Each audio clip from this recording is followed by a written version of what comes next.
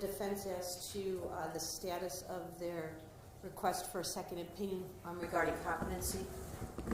Your Honor, good morning. May I please court Scott Riley on behalf of this court. Dr. Karpowicz has received all of the information that I believe is necessary for this opinion. As the court knows, there's a lot of information to go through. I met with Dr. Karpowicz last week, and I met with him again yesterday. With the holidays coming up, Judge, that's one of the issues there involved. He expects to be done with his work by December the 9th.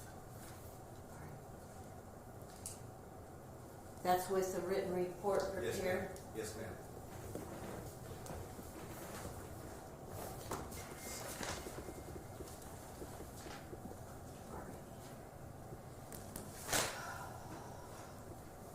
So now I'm just trying to decide whether or not,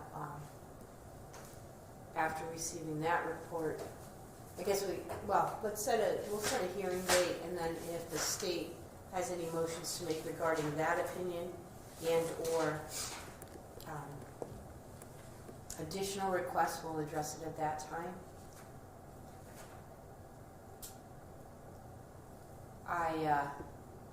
I would like to set a hearing regarding that, and then shortly thereafter schedule additional testimony. Do you have any dates with regards to his schedule when he might be available?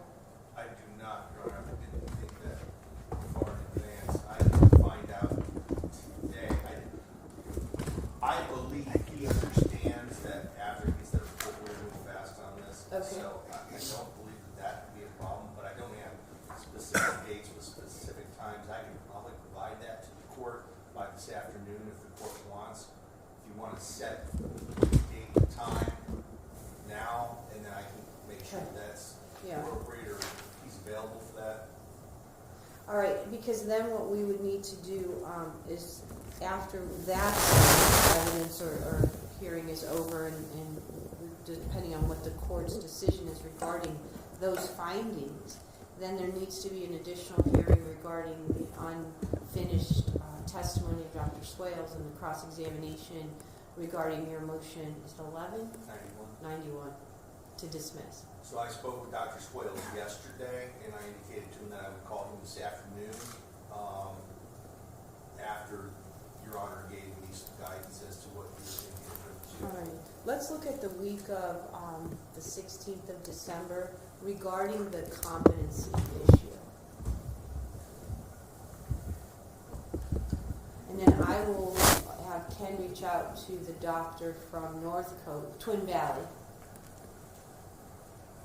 and have him prepared for testimony or to be present to testify regarding his report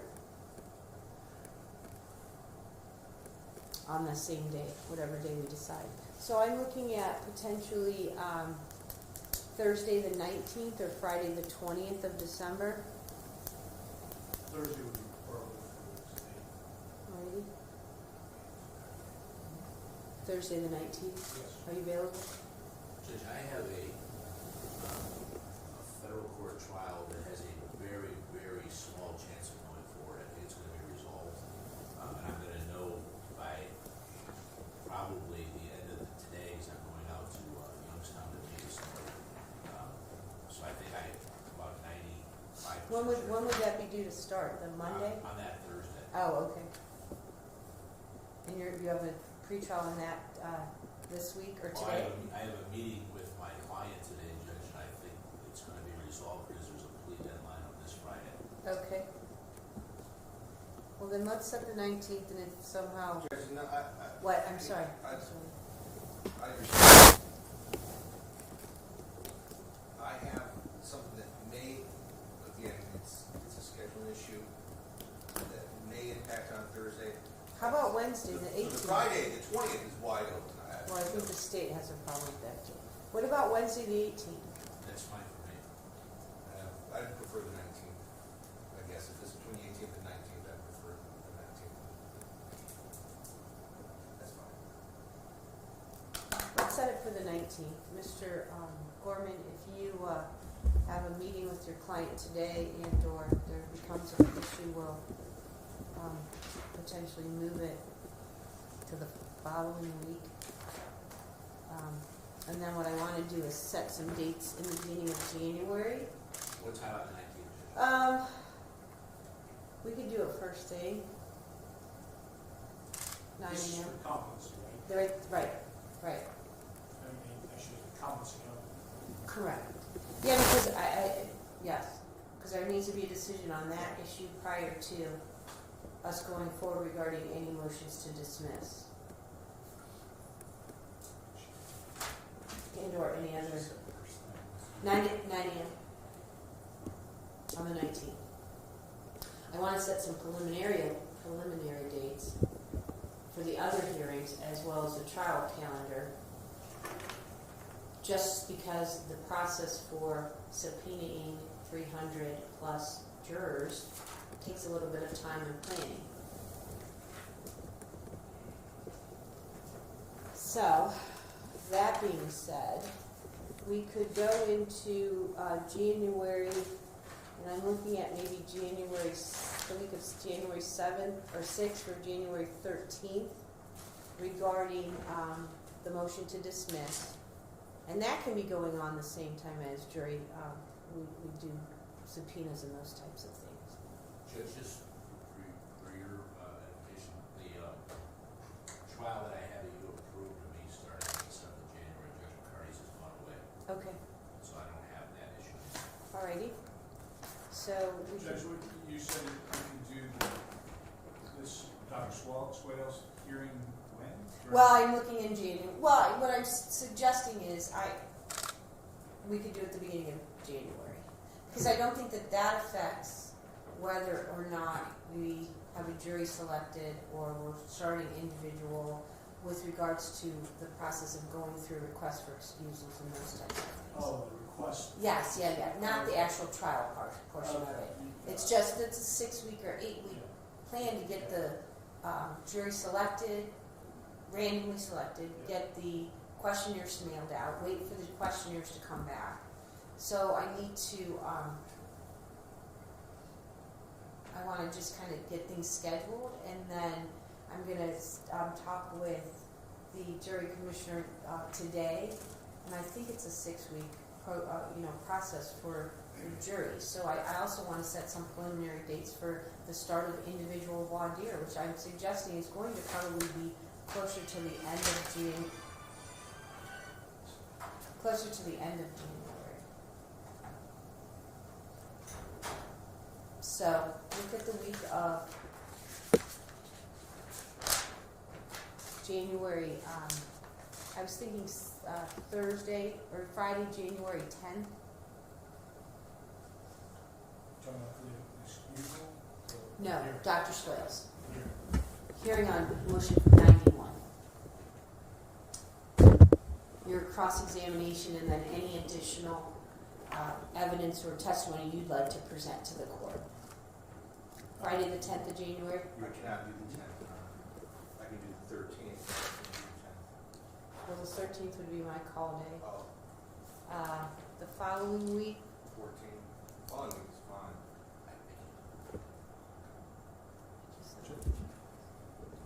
The only day I can't do is the 14th. how about Friday the 17th? Yes. Is that also 9 a.m., Judge? I'm waiting for the state to tell me if they're available. I'm sorry, my calendar is screwed up. We're talking about January, 17th, Friday, 17th, January, Friday and 17th. that's for our hearing. Yes, that's fine. That would be Dr. Swales' Yeah, testimony. that's fine. All right.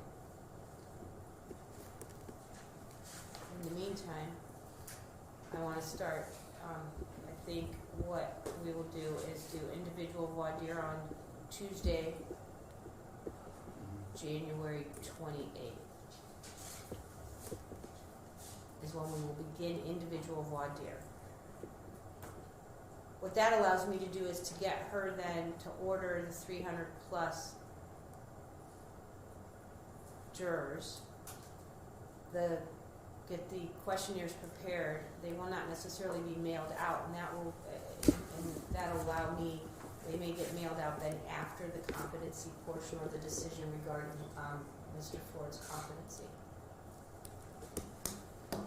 And then in the meantime, we'll get scheduled in dates to come in for requests for, excusal and those types of things, which we don't have to do today. But I wanted to get some dates on the calendar just so that we're moving forward. And Judge, are you going to check with Twin Valley to see if they're available? Yes. Because we have an expert also, we need to also verify, and I'm assuming Dr. Swales too. Regarding the competency? No, regarding the hearing on the 17th. Oh, well, that's right, Twin Valley's for the competency, but we have the experts, they have their experts for the 17th.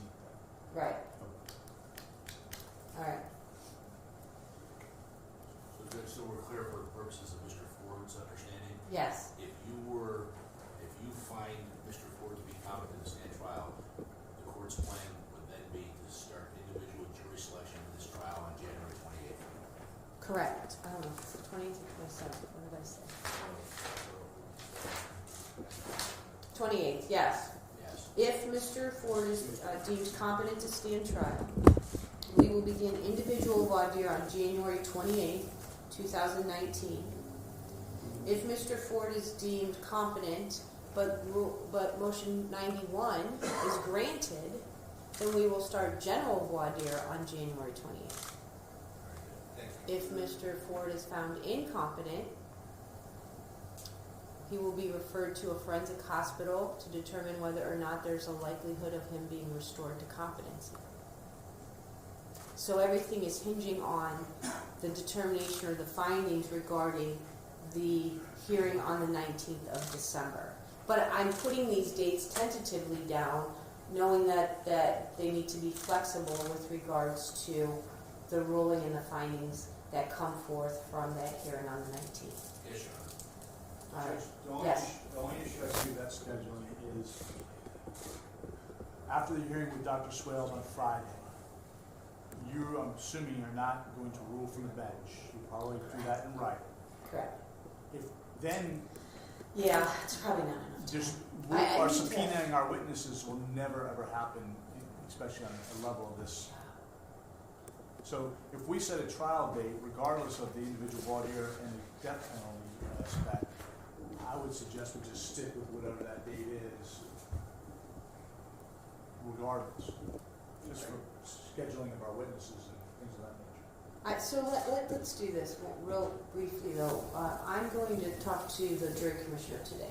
I need to just verify if that's enough time for them to get the subpoenas out. I think it's an 8-week process. But what I don't want to do again is go through the expense of mailing all of those out if the hearing on the 19th changes anything. So I may wait. I need to talk to her about how much lead time she'll need from that hearing on December 19th.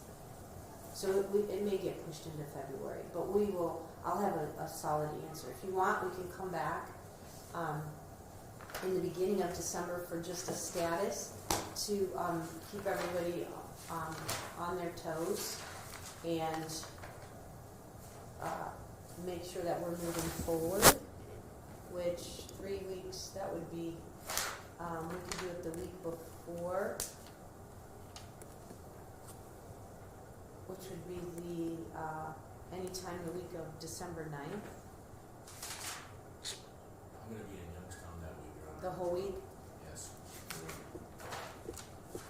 The week before would be Friday the 6th of December. That's 3 weeks away, I think. Yeah, 3.5.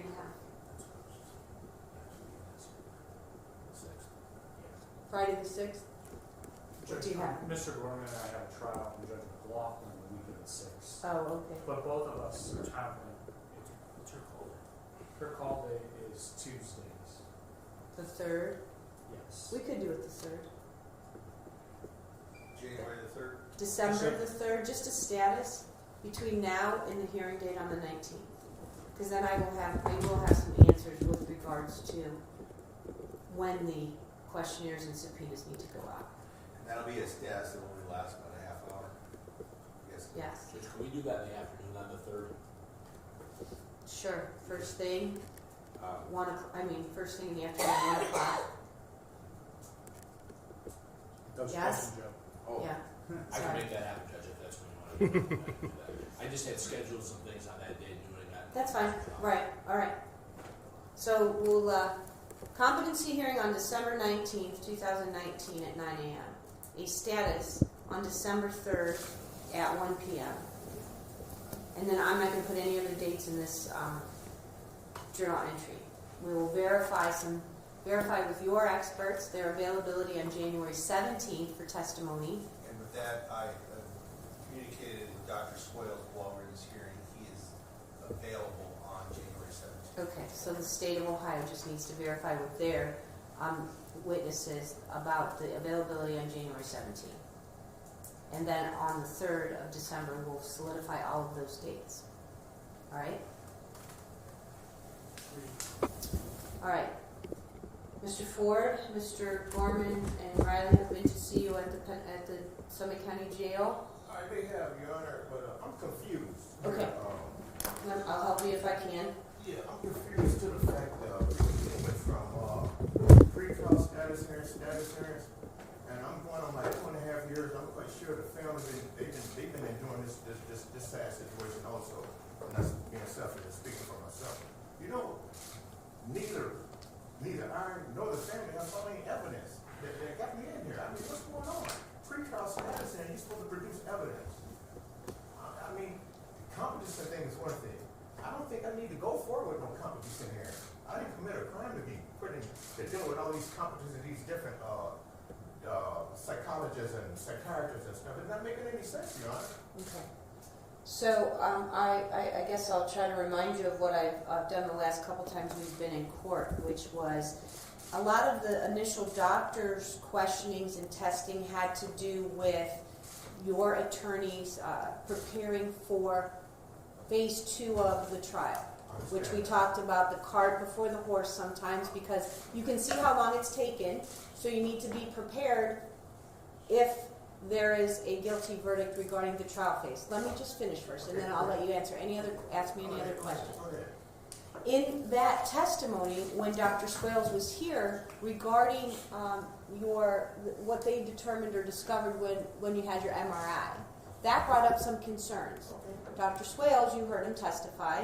He brought up some things to the court that made the court concerned regarding your ability to help your attorneys in your defense. Okay. Right? You and I can have a conversation. I know you know what I do. I know you know what they do. I know you know what the state of Ohio does. I know you know that, but a medical definition of competency is not what you and I think. Just like the legal definition of insanity is not the same as what you and I think insanity is. And so because of the testimony I heard, I felt because of the penalties that you face, All right. which we've talked I'm about. not afraid of those penalties because I didn't commit any crime. All right. All But that if evidence- you're convicted of the offenses and the specifications, you would be facing the death penalty. And because of that, there is ultimate concern and caution going forward that all of these things are handled and that the doctors are presenting to the court evidence or information that I'm confident then, as you sit for trial, you're competent to face those charges. So how can I get convicted for a crime I didn't do? All the evidence is finding me not guilty. Everything. I mean, everything is like, even a homicide detective committed deception to the grand jury to seek an indictment. Okay. I mean, I got all this stuff going on. Nobody want to look at that. The state can't even produce evidence.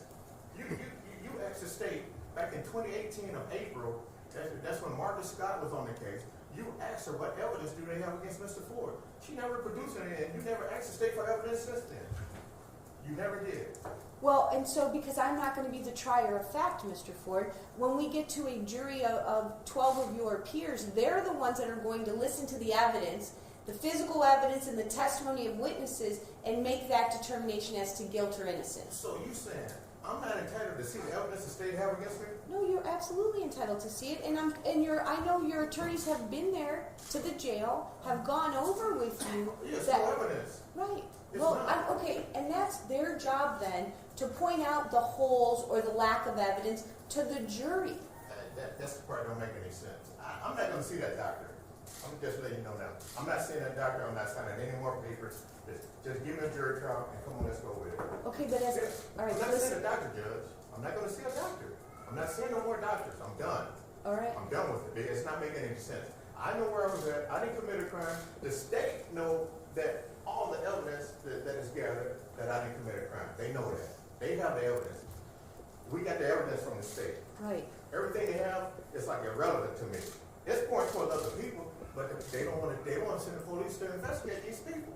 Them evidence has nothing to do with it. All right, so I want to stop there because I don't want to get into what you think the evidence shows or doesn't show. What I want to talk, I know, but I want to talk about right now is the next step. And listen, I can only you have free will with regards to who you talk to or don't talk to. But I got to tell you, it's incumbent upon you to cooperate with Dr. Karpowicz. If you don't, we're going to have an inadequate picture of where you stand with regards to your competency. I disagree with that. Okay. I disagree. Well, I can only implore you to listen to the advice of your... I have been incorporated with everyone in this courtroom. I'm not even getting incorporated. It's just like, you said I could get my discovery. I haven't even got my discovery yet. Well, you're not going to get hard copies of them for you to sit and read through at the jail. Why not? Your attorney, because you're not permitted to have them. Your attorneys are the ones who receive the discovery. We'll bring it to you. We'll go over it with you, but you're not going to be able to keep it. You told me I was entitled to a copy of it. You're entitled, they're entitled as your representatives to have it and to go over it with you and to explain what it is. You are not going to have a stack of evidence and paper in your cell for you to read through. That's just not how the rules are. Yeah, I feel for the family. From my understanding, they're a good group of family, and I just want to let them know on record that I didn't commit those crimes to their family. They arrested the wrong guy, wrong person, and I got to go through all this here to see all this, and all these different doctors All for right. no reason. So before we get to any of the evidentiary portion of it, and I'm going to just implore you to cooperate with Dr. Karpowicz so that he can give adequate testimony and a report when he comes to court on the 19th. I'm going to tell you one reason why I don't want to talk to him anybody dealing with that psychiatrist, psychoddiagnostic, psychologist, because if they write one word, I'm going back to the hospital. No, I'm not doing that. I don't want to do that. I don't want to go to no hospital for something I didn't do. I don't want to be in a hospital then be restored. I don't need to be restored. Well, no one said that you have to be yet. It's just that's the next step in the final, I guess, step on this process as to your ability to sit and cooperate and assist your attorneys in your I understand defense. that. It's not making any sense to me. None of this is making any sense. I have evidence I didn't commit a crime. So that's what we need to be focused on. Did he commit this crime or not? What are the evidence? Policemen never show it to me. They tricked me downtown and lied to me. And I've been in jail ever since. All right, and so I want you to just think back about when Dr. Swales talked about your MRI and what they discovered with regards to your brain and how that's affecting your memory and all of the things that Dr. Swales testified to. This is what we're dealing with right now. We're not talking about the evidence, and we're not getting to that portion of the trial until we get to this about whether I'm convinced that as you sit here today or sit in a month for trial, you can assist in your defense and that you have the capability of understanding the process. And the only way that's going to happen is for you to cooperate with Dr. Karpowicz so we can get an adequate second opinion as to your competency. No, I'm not doing that, Your Honor, because no one in this courtroom is cooperating with me. Let's show the people today, the news people, let's show these people the evidence. Let's show the family members the evidence. Let's do that. Listen, I guarantee you they want to get on with it just as I know well they as do, you and do. guess what? But I have a If responsibility. you ask the family member right now, they would like to see the evidence that got me on that I did to their family. Stop addressing them. Do not address them again. Okay, I'm just saying. All right. I'm telling done. you. I'm not saying a doctor, Your Honor. I'm not done. I'm done with that. I'm not saying no more doctors. Let's come on with the trial in January. Well, Yeah. we're going forward with the hearing on the 19th, and I'm going to make the determination whether you're competent to stand trial. No, that's not fair, Your Honor. No, that's my job, Mr. Ford. No, you're supposed to be like fair and just as a I am. No, you're not.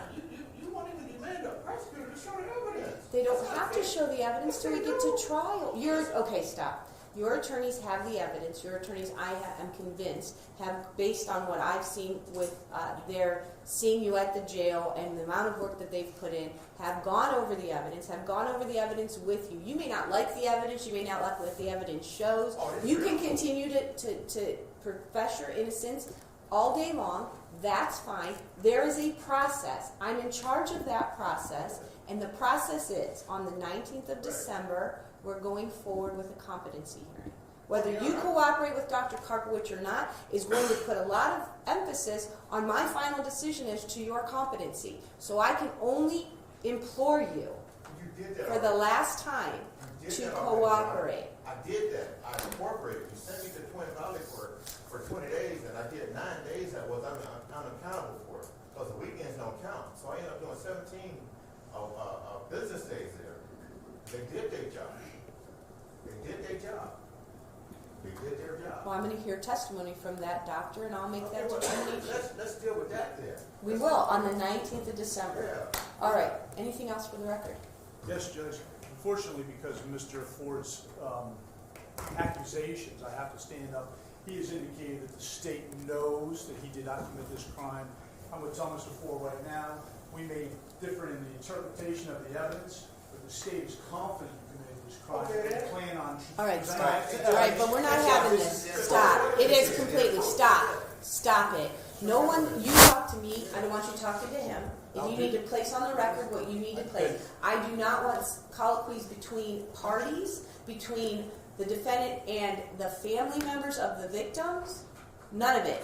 I understand, Judge. Everyone communicates to me. He has made an ethical allegation against the state of Ohio, and I am required to stand up and let the court know that we, in good faith, believe and are confident that Mr. Ford committed these homicides and are going to prosecute it in that manner. Right. The other thing, Mr. Ford has indicated that he has witnesses in the case.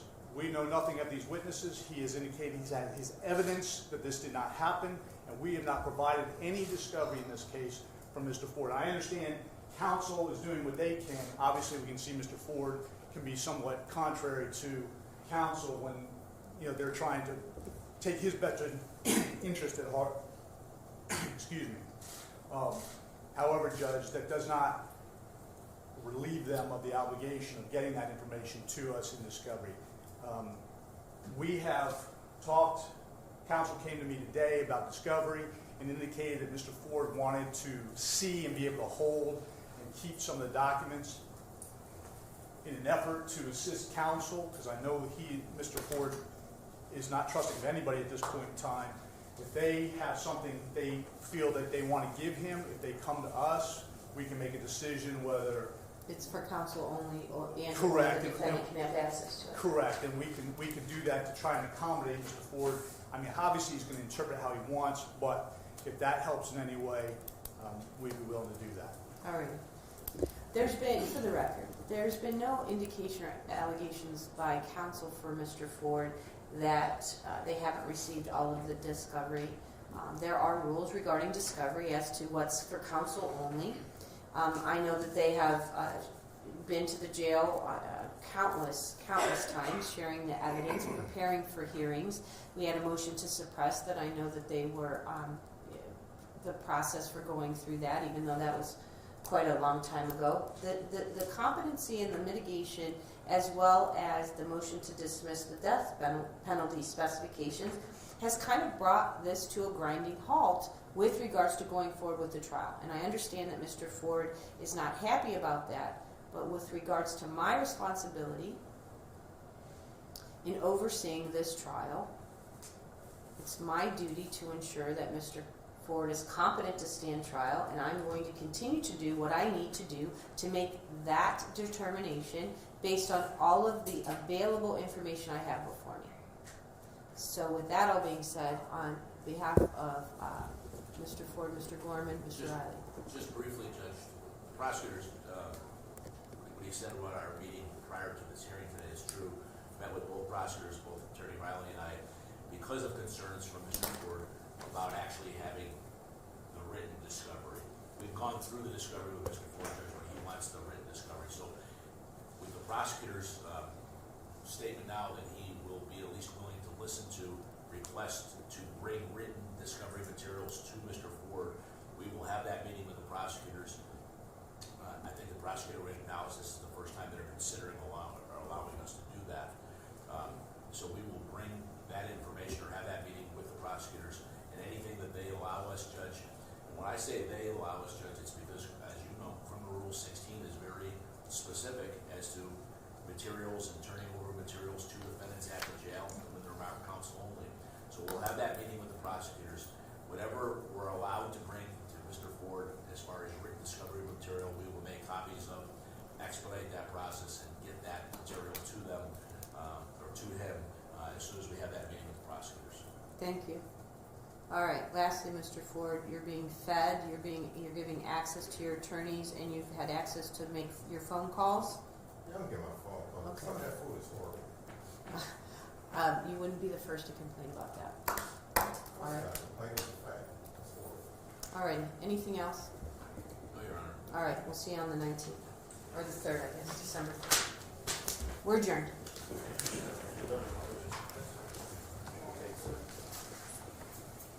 Some of that food is horrible. That's what I thought.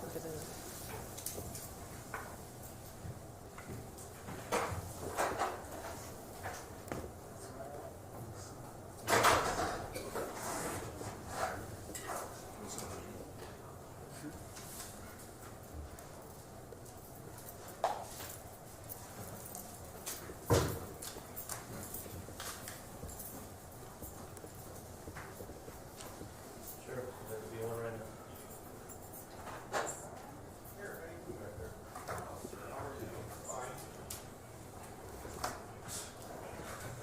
Fine.